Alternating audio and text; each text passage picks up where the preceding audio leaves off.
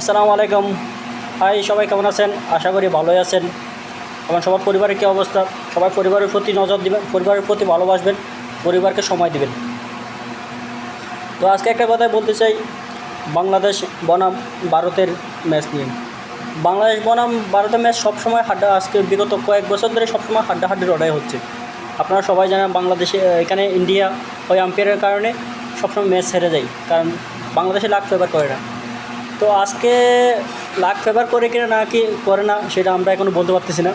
সব কিছু ভালো থাকলে সম্ভবত ম্যাচ জিতবে, কারণ ইন্ডিয়ার বাংলাদেশের মধ্যে আগে ভারত পাকিস্তানের ম্যাচ যেভাবে হাড্ডাহাড্ডি লড়াই হতো, এখন ওই রোমান্সটা হয় বাংলাদেশ আর ভারতের ম্যাচে নিয়ে।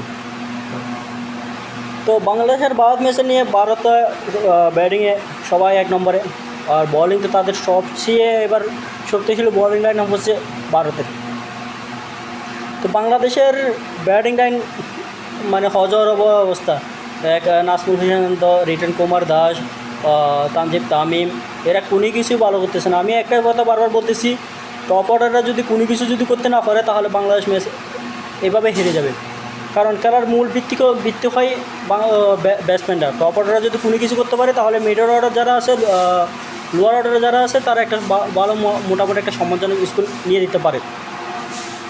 তো আমি আর কি আশায় বাসে মানুষ একটা কথা আছে না, আমি সেরকম আশায় বাসতেছি আর কি।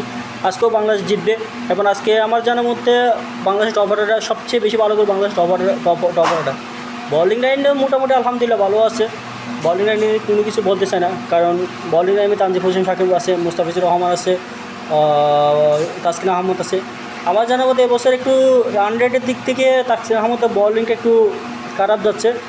আজকে শরীফুলকে নিলে একটু ভালো হবে আর কি, কারণ শরীফুলকে একটা সুযোগ দেওয়া দরকার। তাসকিন যেমন একটু দেতারসে এই টুর্নামেন্টে রান দিচ্ছে এই আর কি।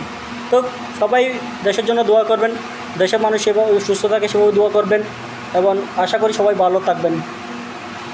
আর বাংলাদেশের জন্য দোয়া করবেন, ইনশাআল্লাহ বাংলাদেশ জিতবে।